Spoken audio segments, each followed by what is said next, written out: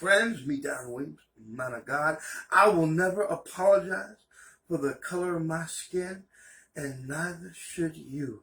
This is the way God made me, and God doesn't make mistakes.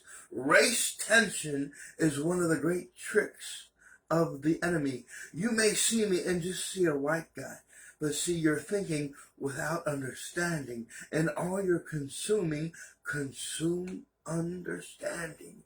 I've experienced racism myself growing up, but I'm not a racist. So you see a white guy, but you don't know that I'm a quarter Taiwanese. Growing up with a Taiwanese grandmother and a half Taiwanese mother, I used to hear people yell racial slurs at them all the time, and it would fill me with anger. But I didn't let what happened to me change me, and that pissed the devil off. And you think, oh, that's just a little bit. No, he took it to the next level in the Marine Corps. See, when I was on ship during my first tour in 2003 in the middle of the Red Sea. See, when you're on ship in the middle of the Red Sea, nobody can hear your cries. There is no law. It is the wild, wild west. And what happens to you, you don't tell anybody else. There's a code. We don't snitch. And I was jumped by a group of black guys because of the color of my skin. And about a month later, the same group that jumped me wanted me to jump another young man because he lost a full metal jacket in a combat zone. And as everybody was taking turns beating the crap out of this young man, it came my turn. And there was something deep down inside of me. See, that's when I started talking to God. I started talking to God after all this horrible things happened to me, right? And there was just this feeling inside of me that I couldn't do to him what happened to me, because I know what it felt like. So when it came time and I met him out on the aft of the ship, he looked at me and said, "Is it done? Is it over?" I said, "Yes, it is. If anybody asks you, I beat you up real good." And we sat there and we fellowshiped and we talked.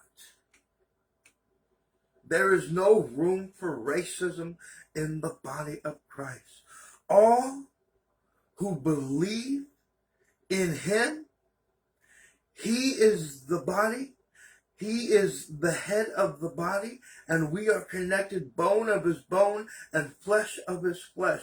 When you slander one brother, it's not against that brother, it's against Christ. When one hurts, all of us hurt. If one member suffers, all members suffer with it. And if one member is honored, all rejoice with it. 1 Corinthians 12 and 26. Racism is evil. Evil exists. God tolerates evil to allow us to keep our free will. So you say, how would God let this happen? How would God let all those children starve? God didn't will that. That's man walking away from God, laying a hold of the enemy and his greed and his own selfish desire. For if we truly cared for one another, if we truly loved one another as ourselves, nobody would be suffering. Nobody would be going hungry. This world would be a beautiful place. But it is not. And his rod of affliction, he is coming back not to bring peace, but he is coming back with a sword to divide the wheat and the chaff. Are you a fan? Or are you a follower? Do you know him or do you know of him? This is how you know. If you know God, you want more of him. But if you only know of God, you want more from him.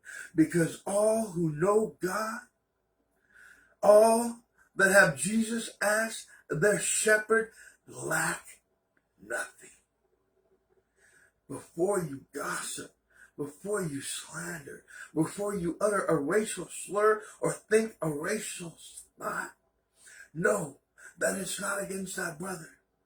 You are sinning against Christ himself. Woe to the man that is going to be called into account for that. Love you. Stay encouraged.